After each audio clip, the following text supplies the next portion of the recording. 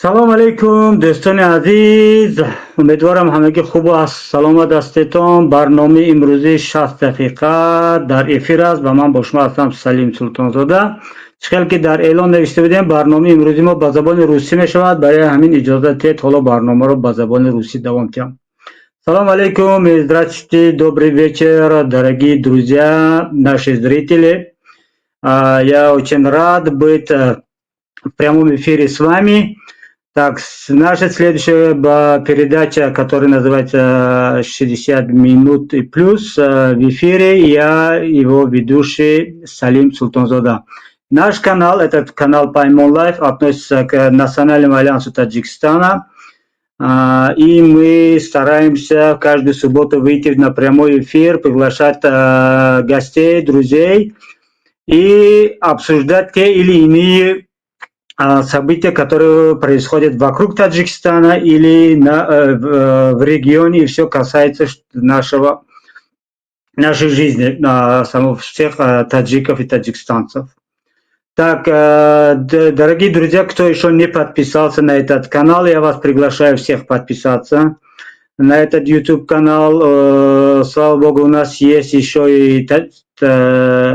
и русские передачи, которые идут на русском языке, есть еще на нашем персидском, на таджикском языке в основном. И плюс к этому у нас в других социальных сетях, таких как YouTube, Instagram, Facebook, также есть такие же каналы под именем Паймон Лайф. Прошу вас всех подписаться, написать свои комментарии и какие-нибудь желания, просьбы мы всегда. И особенно важно для нас ваша критика и ваши советы. Мы очень нуждаемся в этом, чтобы улучшить нашу работу. Итак, друзья, переходим к сегодняшней программе. Наша сегодняшняя передача, наша тема это относится к Таджикистану и, само собой, обсуждаемой теме, которая в последние недели очень обсуждается в Таджикистане, это присоединение Таджикистана к Евразиатскому экономическому союзу. Эта тема еще 10 лет началась, потому что этот сам союз был основан в 2015 году, и до сих пор Таджикистан колебался между присоединением и против. Так? Сегодня мы хотим эту тему обсуждать, и для этого мы пригласили нашего устада, учителя, уважаемого Тимура Варки, председателя форума свободомыслящих Таджикистана. Ако Тимур, салам алейкум, добро пожаловать. Салам алейкум, Салим Джон. Здравствуйте, наши телезрители, наши слушатели нашей программы. Всех приветствую. Спасибо большое, Ако, что выделили нам время, и в данный момент мы можем с вами обсуждать этот важный вопрос. Перед тем, как начать задавать вопросы, я хотел бы принести свои извинения, конечно, нашим зрителям за мой русский язык. Ну, то, что есть, я стараюсь улучшить. Так, как говорит, поехали. Ако Тимур, Устад, скажите, пожалуйста, в данный момент, последнюю неделю, очень остро обсуждается в Таджикистане и в самом масс-медиа именно присоединение Таджикистана в Евразиатский экономический союз. Мы хотели бы с вами поговорить на эту тему. Скажите, пожалуйста, по вашему мнению, сам этот союз, Евразиатский экономический, по имени он сам экономический союз, но на ваш взгляд, это является экономическим союзом или все-таки он является политическим? Изначально задумывался под эгидой, под, так сказать, знаменем экономического сотрудничества, создание общего рынка в рамках внутри СНГ, рынка рабочей силы, рынка капитала, и услуг и так далее. Но, с другой стороны, конечно, не без политики, потому что прообразом являлся ЕС, Европейский Союз, и в Москве решили, что на территории Евразии должен существовать как бы такой вот, ну, не то чтобы антипод, но такой соперник вот европейского экономического сотрудничества, Евразийский союз экономического сотрудничества. Поэтому тут взаимосвязанные задачи экономические и политические. И поскольку Москва является доминирующим игроком на этом поле и на этом рынке, политическим игроком и экономическим игроком, то, естественно, одно идет следом за другим или в одной упряжке, и экономика, и политика. Ясно. Вот так. Тимур, вы упомянули, что доминантом в этом союзе является Россия. На ваш взгляд, вступление в разных союзах с Россией для таких стран, как Таджикистан, оно полезное или как бы в выигрыше, или это все-таки во вред этим маленьким странам, таким как Таджикистан? Находиться в орбите Кремля, это как вы оцениваете вот это все? Мы можем говорить гипотетически, в идеале страны, такие как Таджикистан в том числе, даже такие страны, как Беларусь, находясь в союзе, в едином союзе с Россией, мы видим, что Александр Лукашенко всячески стремится сохранить свою независимость, сохранить диверсификацию и торговых, и политических тоже отношений. Поэтому, с одной стороны, от этого не избежать давления России. И Таджикистан находится в зависимости, будем прямо говорить, в зависимости от России, находится в поле политического влияния непосредственного России. Исторически так сложилось. И говорить, что плохо это или хорошо, есть и плюсы, и минусы, но стремиться быть страной конкурентоспособной, вот об этом должна думать всякая власть, в том числе Таджикистан, и особенно Таджикистан. Потому что быть страной зависимой от соседа, от окружения соседского или от одного крупного доминанта, быть не просто сателлитом, а быть таким придатком, аппендиксом, это, во-первых, это не, скажем, недостойно для государства, да? А во-вторых, это и обидно, и невыгодно. Это говорит о том, что эта власть не способна обеспечить интересы своего населения, своего народа, это собственного государства. Так что этот вопрос диалектический, достаточно непростой. Да, на самом деле, вот я тут начал для себя отмечать то, что в каких союзах, например, Таджикистан является вместе с Россией, да, вот есть одна организация ОДКБ, это как бы военно-политический союз у них. Есть также СНГ, который первая организация после Союза СССР организовали СНГ, вот сейчас еще Евроазиатский экономический союз и много таких. Мы видим, что в практике вот этот ОДКБ, оно типа как бы не помогло даже вот Армении во время войны с Азербайджаном. И хотя люди, которые военные обозреватели, люди, которые хорошо понимают военное дело, они говорят, Таджикистану на данный момент без ОДКБ, без присутствия российских военных в Таджикистане, как бы не выстоять против экспансии Китая, против давления со стороны Талибана Это в конечном итоге быть в ОДКБ это нужно и полезно. А с другой стороны, наш альянс, Национальный альянс Таджикистана как бы прорекомендовал властям Таджикистана последовать примеру Армении и выйти из ОДКБ. Здесь бы хотел узнать ваше мнение тоже на эту тему. Как вы видите вот эту ситуацию с вашей точки зрения?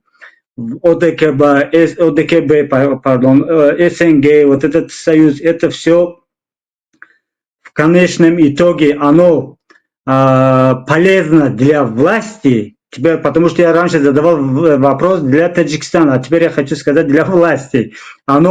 Власть Таджикистана, оно в это все союзы использует для своей пользы, или как бы она вынуждена идти на это. Власть Таджикистана, нынешняя власть Таджикистана, приведенная Эмомали Рахмон и его, так сказать, хунта, захватившая власть в 1992 году путем вооруженного переворота с помощью иностранных сил, иностранного вторжения, с помощью российских сил, с помощью сил Ислама Каримова. Эта власть, естественно, она начально построена таким образом, что она сидит на штыках, на иностранных штыках, на штыках российских. И эти российские штыки являются гарантом сохранения власти Эмомали Рахмона. И не зря Эмомали Рахмон ездит на поклон к Владимиру Путину для того, чтобы заручиться его поддержкой по транзиту власти к своему сыну. Без такой поддержки, генеральной поддержки военной силы, без военного гаранта, без политической гарантии, без экономической гарантии Эмомали Рахмон не просидел бы, не пришел бы просто к власти. Поэтому таджикская власть, естественно, заинтересована в том, чтобы сохранилась и ОДКБ, и там СНГ и так далее. Всяческая зависимость от России и крыло России. С другой стороны, Эмомали Рахмон в интересах своей семьи, в интересах обогащения использует это положение не без пользы для себя, для своей семьи, для экономического обогащения, для личного обогащения, для коррупции, для ограбления той территории. Он просто посажен Путиным и сначала Борисом Ельциным, потом Путиным, просто как вассал, как, значит, свой такой, знаете, сатрап. Он посажен на территории, смотрящей по Таджикистану. Он доит Таджикистан, и он какую-то долю, конечно, от этого имеет долю и, так сказать, и Путин, и Россия, и так далее. Но Эмомали Рахмон старается себя не обидеть. Поэтому, если мы говорим об интересах этой власти, то сохранение и членство ОДКБ в интересах Рахмона, иначе бы не могла существовать в любом государстве суверенном иностранная военная база с оплатой 1 самани в течение года. Такого бы просто немыслимо было бы. Поэтому если же говорить об интересах национальных, надо отличать интересы Эмомали Рахмона от интересов государства. Эмомали Рахмон не является государством. Эмомали Рахмон не всегда, скажем так честно, не всегда представляет интересы государства и не всегда следует интересам государства, а нередко интересы Эмомали Рахмона и его семьи приходят в противоречие с интересами государства, с интересами, национальными интересами. И это не одно интересы Эмомали Рахмона по сохранению своей власти, и национальные интересы Таджикистана и развитие Таджикистана. Это не одно и то же. Да. Это такая простая истина, которую многие не понимают, граждане Таджикистана. Так вот, если говорить о национальных интересах, в некоторых аспектах Таджикистан заинтересован в том, чтобы иметь, скажем, противовес, какой-то гарант от другого иностранного вторжения. И в то же время Таджикистан уже за эти 20 с чем-то, 30 лет должен был обзавестись нормальной, самостоятельной военной силой. Было достаточно времени для того, чтобы и политическая сила, и экономическая сила, для того, чтобы вздохнуть свободно, уже не 90-е годы, чтобы сказать, что вот мы суверенное государство, мы способны себя защитить. Сегодня, именно благодаря или по вине Эмомали Рахмона, Таджикистан себя защитить не может. Вот в чем проблема. Ясно, спасибо за ваш комментарий. Вот, Акой Тимур, скажите, пожалуйста, мы только что сказали о национальном интересе. Сам вот этот Евроазиатский экономический союз уже 10 лет как существует, и 10 лет Таджикистан не присоединился, и провластные пропагандисты, я очень боюсь произносить это слово, боюсь ошибаться, пропагандисты уверяют, что не вхождение Таджикистана в этот союз, оно является или обосновывается на национальных интересах. Национальный интерес Таджикистана диктует, что вхождение в этот союз навред в Таджикистану. Это было до сегодняшнего дня, и вдруг сейчас власти Таджикистана решили создать комиссию межведомственную, чтобы присоединиться к этому союзу. Так, в чем же тут такая, как бы сказать, менять свое градус движения, вектор движения на 180 градусов.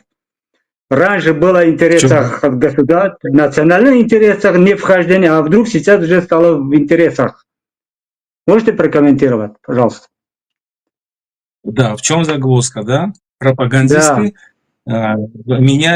меняют свое, так сказать, решение, свое видение ровно на, так сказать, наоборот, на обратное, на 180 градусов. Противоположное. Значит, да, на противоположное. Значит, смотрите, пропагандисты, вот 180 градусов это поменять на противоположное, 360 градусов это повернуться, сделать сальто и вернуться в то же положение. Да. Значит, да. Не исключено, что после октября или спустя некоторое время пропагандисты таджикские сделают 360 градусов, скажут, вот тогда мы были правы, вот когда мы говорили, что вхождение в Евроаз это полезно, вот мы не были, а мы ошибались, оказывается. А вот тогда, когда говорили, что это противоречит интересам вхождения в ЕС, противоречит интересам Таджикистана, тогда мы были правы. На самом деле, конечно, это так же, как в анекдоте про, значит, когда солдат спрашивает у старшины, товарищ старшина, крокодилы летают, он говорит, ты что, Иванов, меня за дурака принимаешь? Как крокодилы могут летать? А товарищ капитан сказал, что летают. Ну, низко, но летают. Летают, но низко, да? Летают, но низко.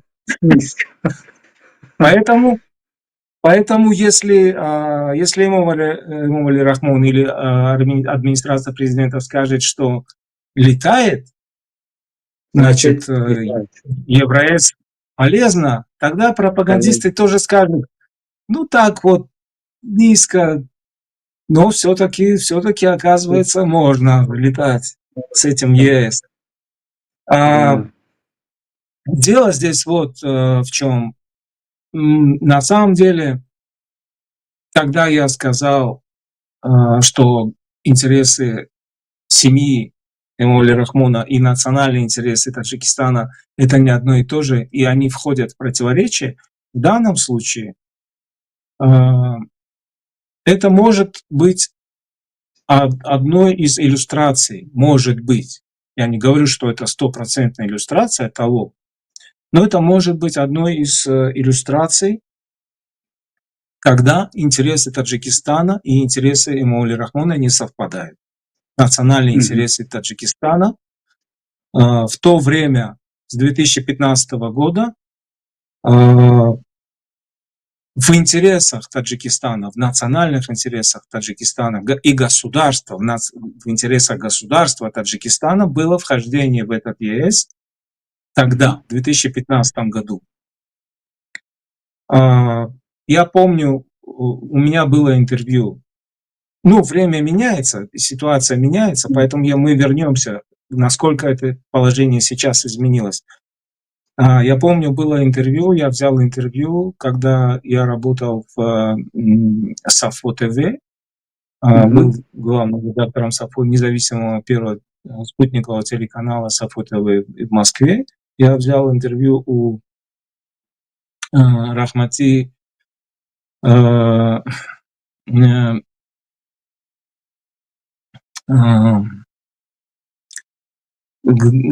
основатель группы 24,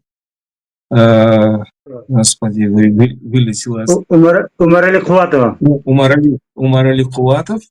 Значит, я взял интервью у Умарали Куватова. В то время была история, очень громко звучала история, которая вдруг всплыла на заседании парламента о недостаче в 1 миллиард, разницы в 1 миллиард долларов между таможенными показателями за год Китая и Таджикистана. И, значит, Китай показал полтора миллиарда, Таджикистан показал 500 миллионов. Да? И в обществе, так сказать, бурно обсуждалась эта тема, этот вопрос поднялся. Куда делся миллиард? Да? Куда делся миллиард? Китайские офицеры, патриоты своей родины, четко записывают, какой товар прошел, покинул страну, по какой цене.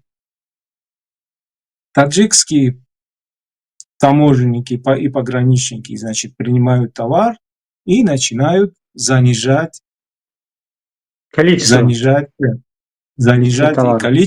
и занижать цену. Занижать цену этого товара, чтобы не платить пошлину. Да. Ну, они берут взятку, и чтобы владелец товара платит им. Да. Чтобы не платить пошлину, эта пошлина должна идти в бюджет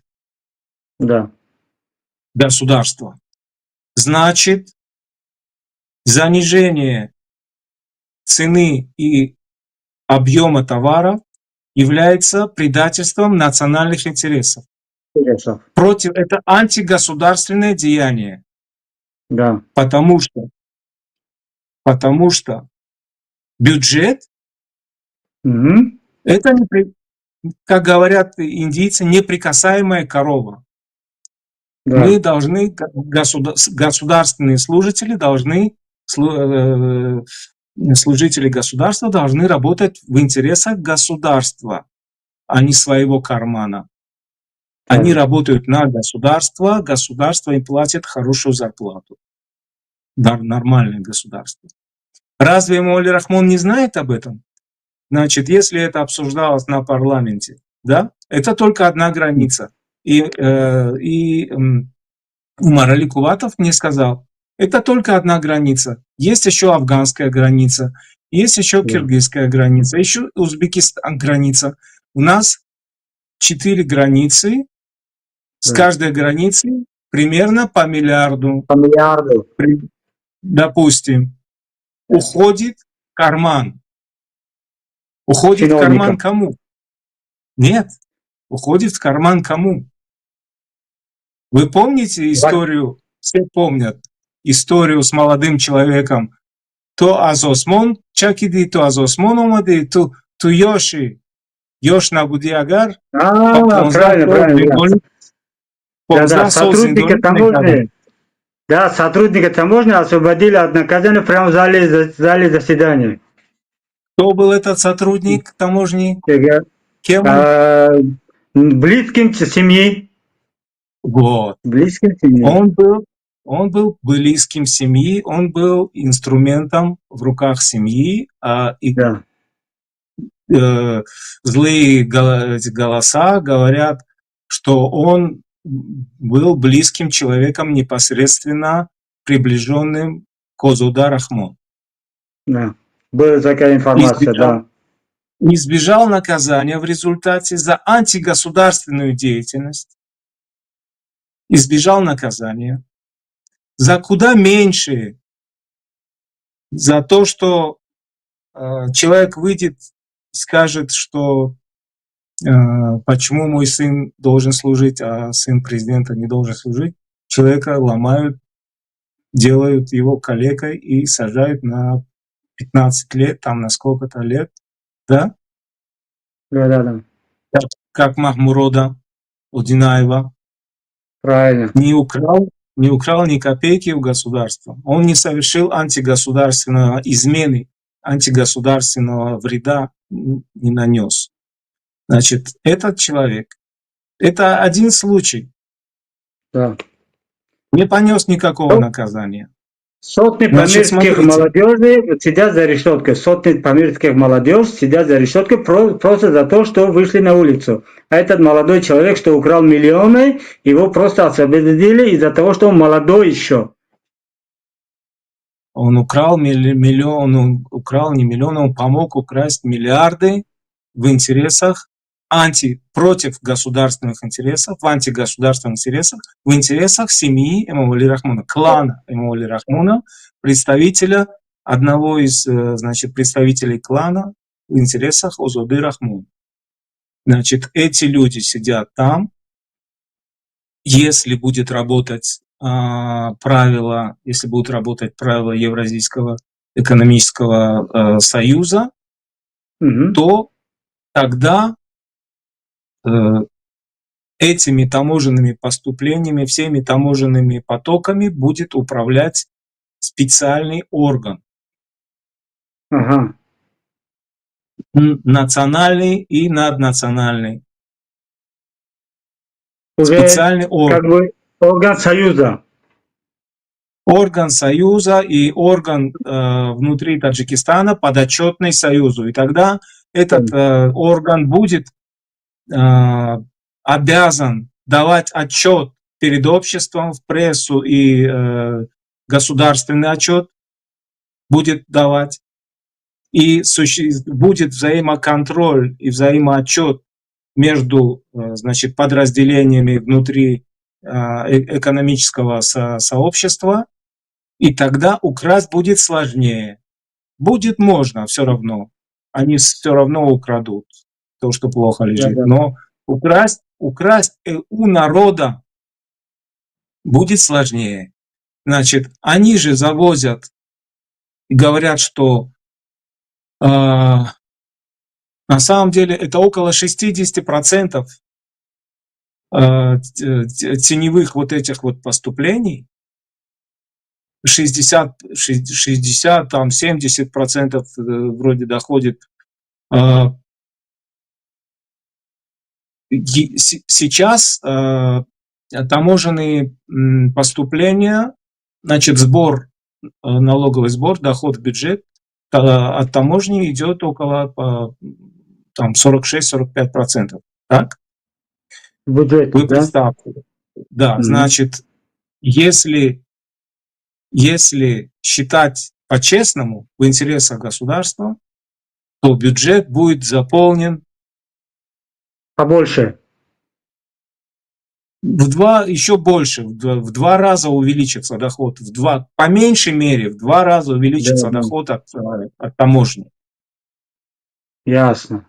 Ну, раз они из 1,5 миллиарда скрыли миллиард с одной границы, то есть они третью часть отдали в казну, а остальную себе. в год, только с одной Год, границы. В год. одной границы. Ну, вот здесь получается, на самом деле, да, в 2 раза повышается доля таможенных пошлин в бюджет страны. Если оно вступит, не украдут, скажем так, не то, что вступит, а не украдут. Да, и ему, когда Умар Али Куватов, мы с ним обсуждали это, было большое интервью, много не вошло, в эфир пошла маленькая часть. Он говорит, и если таможня, если государство будет предоставлять равные условия, будет работать по правилам, тогда у бизнесменов появится возможность, появится стимул и появится возможность зарабатывать и для себя, самому расти, и создавать вокруг себя инфраструктуру. Один же бизнесмен, это же целое имеет, как говорят экономисты, мультипликативный эффект создает. Он создает рабочую базу, создает оборот денег, создает услуги, создает то, все. И люди, независимо от того, он член семьи, член клана или нет, у него погоны или что, если у него голова на плечах, если у него есть, так сказать, деловая хватка, он способен это сделать, заработать. И это будет опять в интересах государства. Это будет в народ заработает, и государство, да. В национальных интересах. Вот об этом, о ситуации общих правил для всех говорил Умар Али Куватов в 2014 году. Мы с ним разговаривали. И тогда на 2015 год, когда начался этот диалог о вступлении, не вступлении Таджикистана, будем думать и так далее, вот на это время это было в интересах государства, это было в национальных интересах государства войти в этот экономический союз, и тогда бензин стоил бы на 25% меньше, также стоил бы столько же, как в Кыргызстане. В Кыргызстане бензин стоит там 90 с чем-то там сом, да? Это около $1, а в Таджикистане уже он до 1,5 доходит. То есть они делают накрутку 25%, потом еще, и внутри Таджикистана семья Эмомали Рахмона поставила вместо того экономического союза, вместо той таможни, поставила свою еще внутри таможню. Так называемая платная дорога ЛРС. Это внутренняя таможня для граждан Таджикистана со стороны семьи Эмомали Рахмона. Да. Взнос народа в казну семьи. Оплата. Получается, что внутри Таджикистана для граждан Таджикистана отдельная таможня. И в итоге, Акой Тимур, к чему мы сейчас приходим? В данный момент это уже в интересах или уже нет теперь? В сегодняшний день, в 2025 году, по вашему мнению, входить в этот союз? А вот здесь идет противоречие между интересами Эмомали Рахмона, личными интересами Эмомали Рахмона и интересами клана. Так. Значит, Эмомали Рахмон, если Путин поставил, мы не знаем на 100%, поставил ли Путин такое условие, ключевое, непременное условие. Ты входишь в ЕС, Евразийский экономический союз, я даю согласие на транзит власти в пользу Рустама.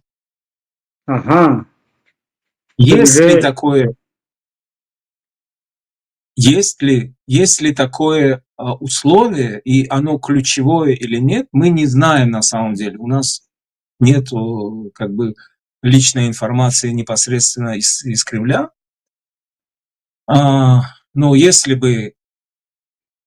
на самом деле пропагандисты, которые увидели низколетящего крокодила и сказали, что, значит, им дали команду, и, значит, почуяли носом, что идет речь о том, чтобы Таджикистан входил, что Эмомали Рахмон во время государственного визита Путина даст согласие, значит, мы знаем, что в ноябрь это месяц президентских выборов в Таджикистане. И почему нет? Мы посмотрим. Я не знаю, остается не так много времени. Может быть, объявят, не объявят, может быть, чуть позже объявят о решении Эмомали Рахмона передать власть там и так далее. Все ждут. Но в этом случае, я еще раз говорю, что у нас нет стопроцентной информации, нет стопроцентной уверенности, что такое ключевое условие Путиным поставлено. Но если такое условие поставлено, если Эмомали Рахмон решит пойти на этот шаг, вступить в этот Евразийский экономический союз, то тогда внутри семьи это вызовет, скажем, раскол интересов. Тогда члены семьи, которые торговали бензином из Исфары, там, через Исфару, да, вот эти вот столкновения. Единоличными монополистами были члены семьи в Таджикистане на рынке. Мы помним, да, что когда Умарали Куватова отстранили от торговли бензином и шла через Киргизию, через Кыргызстан, и до сих пор идет, и это контролирует Шамсулов Суибов, да, по-моему? Да, поставки бензина. Да. Значит, вот у нас 4 границы, другие контролируют наркоту из Афганистана. Некоторые другие там совместно контролируют китайские поставки, самые большие китайские поставки. Вот. До 60% теневая экономики составляет Таджикистан. Экономика как бы сама по себе,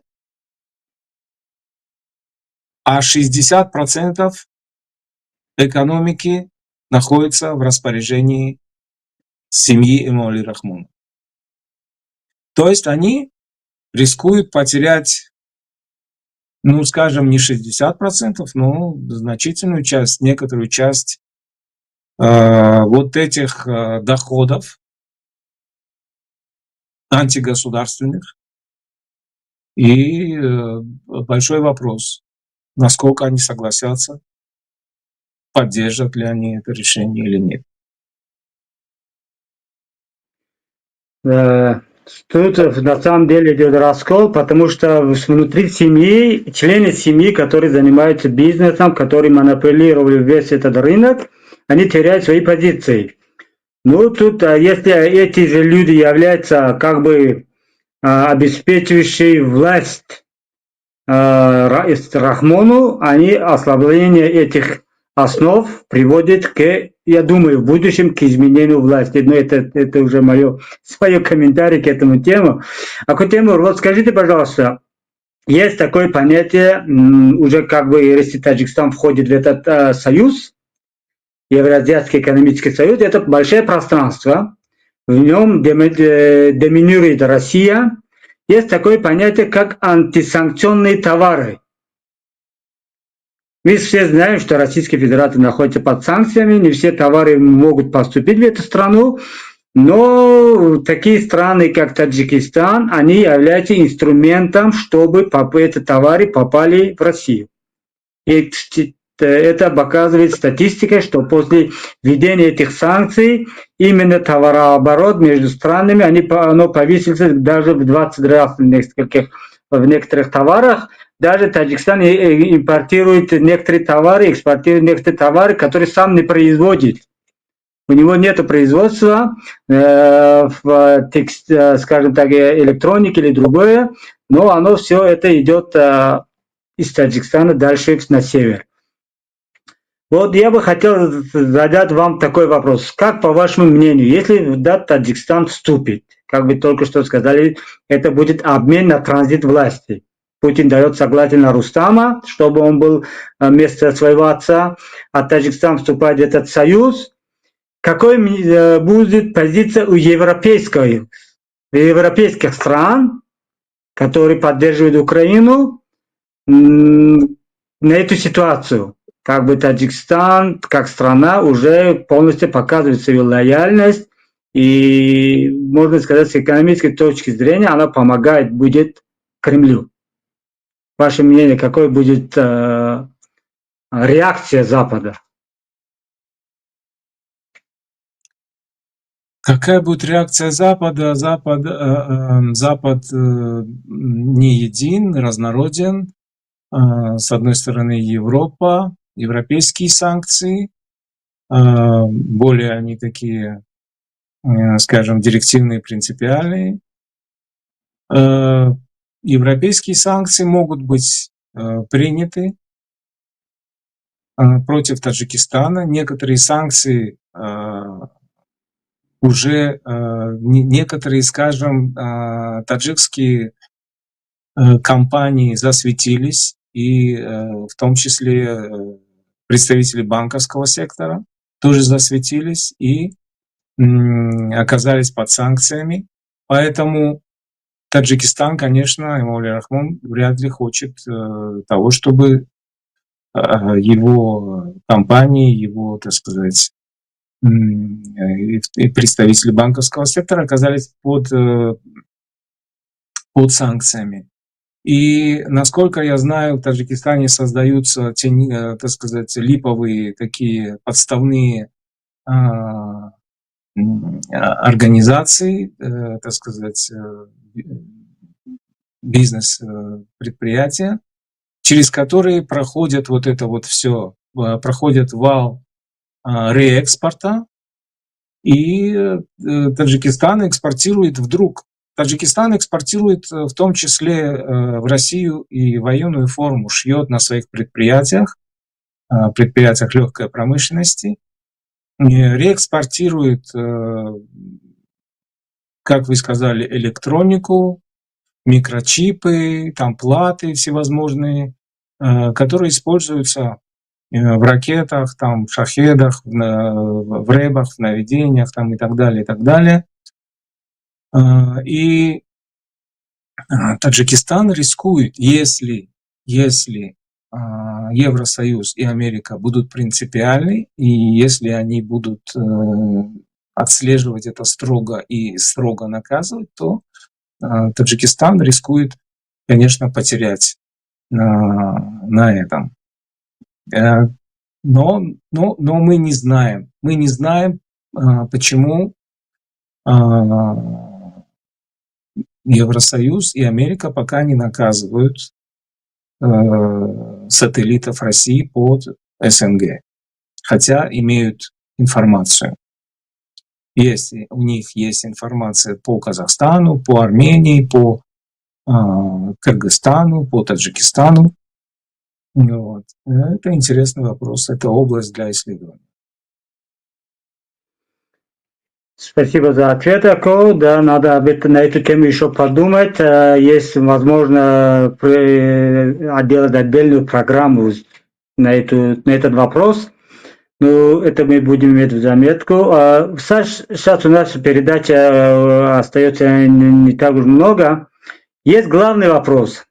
Главный вопрос, то, что мы сейчас обсуждали, это, можно сказать, на политических полях, в узких кругах это обсуждается, там люди об этом думают, говорят, слушают, но основная масса таджиков это, можно сказать, трудовые мигранты. основная масса таджиков, которые заинтересованы или думают на эту тему, они являются трудовыми мигрантами, которые находятся или идут работать именно в Россию. Можно сказать, что 90% трудовых мигрантов, они именно ездят в Россию. Положение трудовых мигрантов в этой стране ясно. Политика Кремля и само вот эта философия этой страны, она является антимигрантской, особенно можно сказать, таджикской. Не думаете ли вы, что эта вся операция антимигрант или все это давление на мигрантов, это является давлением на власть Эмомали Рахмона? И после присоединения Таджикистана в этот союз, Евразийский экономический союз, одним из требований этого союза это то, что больше таджики не будут получать патенты, ну, как бы на работу, они будут как бы более свободными, их условия более улучшатся. Ваше мнение, как это отразится на трудовых мигрантов на самом деле? Мы можем взять пример с Кыргызстана, потому что кыргызские трудовые мигранты тоже там в России. Как это отразится на трудовых мигрантов в Таджикистане и, самое главное, как это отразится на денежный поток, который отправляет мигранты в Таджикистан. И возможно ли после присоединения Таджикистана та риторика или та политика Кремля или некоторых политиков в России, которые направлены против мигрантов, оно как бы угомонится? Вот такой обширный вопрос. У нас есть 13 минут. Да. Я много раз пытался быть оптимистом в этом вопросе. Да. И мне казалось, что российская власть, она там сидят разумные люди, которые умеют считать хотя бы на пальцах, и у которых есть сердце, у которых есть разум, и есть честь и достоинство. Но на самом деле, по ходу того, как я прожил там более 20 лет, я видел, как идет фашизация России, российских верхов, российского общества, идет фашизация. В результате мы видим, что Россия превратилась в фашистское государство, в фашистский режим, человеконенавистнический, ксенофобский по отношению к нацменам, как так называемым, да, к различным. И это выражается непосредственно в нападении на Украину, на нацменов, да, которых они называют, всегда мы помним с детства, в русском языке много оскорбительных наименований всех по отношению ко всем национальностям этого общего евразийского пространства, которое разделяют другие народы вместе с русскими. И они на этом евразийском пространстве находятся на своей родине. И таджики находятся на территории России, на родине своих предков. Потому что таджикские древнеиранские корни, обозначение рек, Дон, Днепр, Донастр и так далее, и скифы, иранцы, древние восточные иранцы, массагеты, саки, жили на обширной территории от Урала, от Алтая, где скифская княжна обнаружена, мумия скифской княжны до Атлантического океана, и включая, естественно, Россию. Поэтому таджики являются на этой территории тоже как бы на родине своих предков, на исторической, скажем, в историческом пространстве своего этноса. И поэтому мне больно видеть, что русская нация, русское руководство настолько безграмотно, настолько дебильно, извините за это слово, и фашистски настроено, ксенофобский, националистический, шовинистский и фашистски настроено к таджикам. И у меня нет иллюзий. по поводу того, что и даже если Таджикистан войдет в Евразийский экономический там, союз, отношение русских, отношение власти российской поменяется. Мы, Таджикистан, таджики, обязаны таким отношением к таджикам. Помните, ни про одну нацию не было таких отвратительных, оскорбительных телепередач, как про таджиков, где Галустян играл главную роль, про Джамшуда и там, как его там еще, другого. И мы обязаны таким отношением к таджикам, Таджикистану, мы обязаны Эмомали Рахмону. Потому что Ислам Каримов не позволял относиться к своим гражданам, к обладателям паспорта. Если там написано Узбекистан, Ислам Каримов не позволял относиться пренебрежительно так, как относятся в России к таджикам. Ильхам Алиев не позволяет относиться так к азербайджанцам, у которых в паспорте написано Азербайджан. И отвечает, несмотря на то, что маленький Азербайджан отвечает адекватно и достойно на фашистские вот эти вот поползновения и оскорбления и ущемления со стороны российской фашистской власти. Даже Кыргызстан, который является членом ЕС и ОДКБ, Узбекистан не является членом ЕС и не является членом ОДКБ. Тем не менее, на Узбекистан, на узбекских мигрантов не оказывается такого давления. Вы понимаете разницу? Почему? Потому что Узбекистан создал и благодаря Исламу Каримову, и благодаря своим природным ресурсам, и человеческим ресурсам, и интеллектуальным ресурсам, создал условия в стране и создал структуру такую не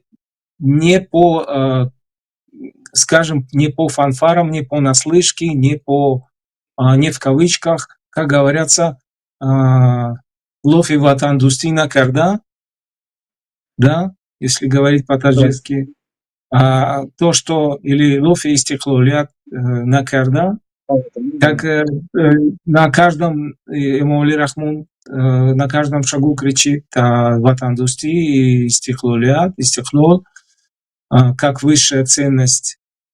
Нету у нас никакой независимости, никакого истихлол. Если было бы ватан дусти, любовь к родине, вы бы не воровали так против государства, из кармана государства и из кармана народа. Вы бы народ не оставляли под дубинками, и которых не водили бы вот так вот, как военнопленных. Таджики военнопленные в России, фашистской России.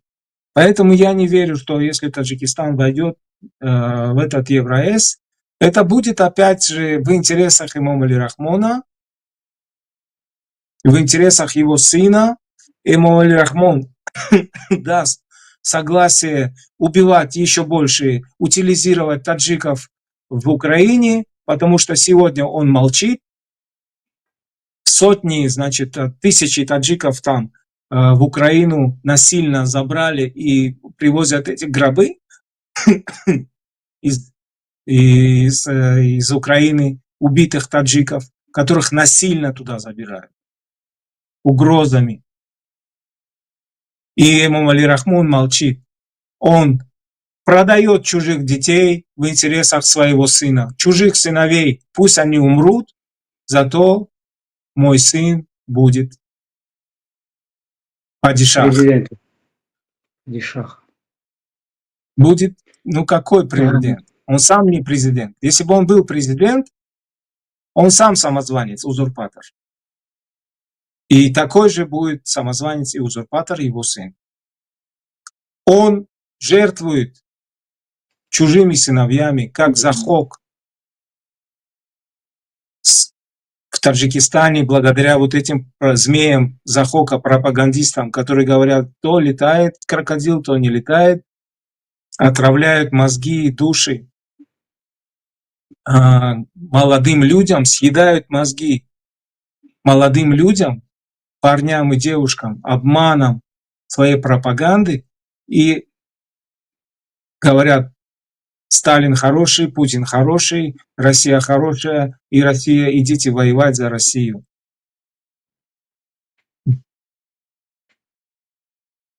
Они приносятся в жертву, вот эти вот молодые люди, целые поколения. В жертву чужие сыновья убиваются, в жертву одному сыночку, который не служил ни дня и получил погоны генерала. Кстати, был и руководителем таможенной службы он, как раз в то время, когда крали. Ну и сейчас крадут. Когда семья налаживала эти схемы все, Да. все эти схемы были тогда вот построены и получили крышу семейную. Ясно. Значит, таджикским мигрантам ничего лучшего не ждать. Ну, мы видим, не от этого зависит положение таджиков. Ни положение узбеков, ни положение кыргызов, ни положение азербайджанцев и других от этого не зависит. Это зависит от власти, от того, кто во главе руководства. Если во главе руководства государства стоит государственный человек, он печется об интересах государства, о национальных интересах, а не о своих личных интересах. Да. Если просто папа, тогда то он тоже думает только о своем сыне. Так точно. Как только семья Эмомали Рахмона переходит где-то дорогу интересам России, российского, может быть, наркотрафика или там чего-то другого, тут же начинают хватать таджикских мигрантов, таджикские поезда тут же начинают останавливать и так далее, и так далее. Поэтому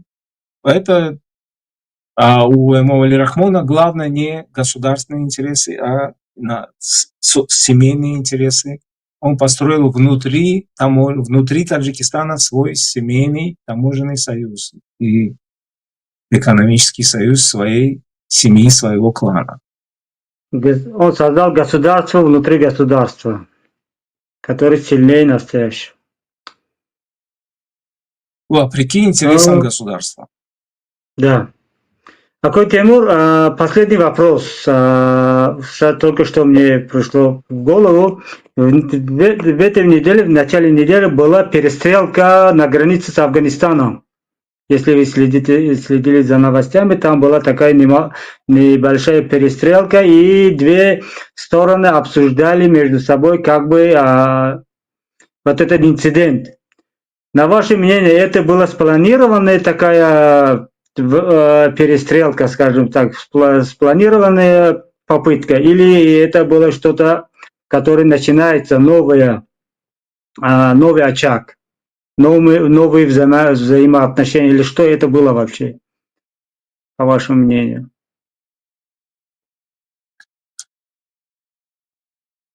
Там прозвучал, по-моему, меня заинтересовала одна фраза.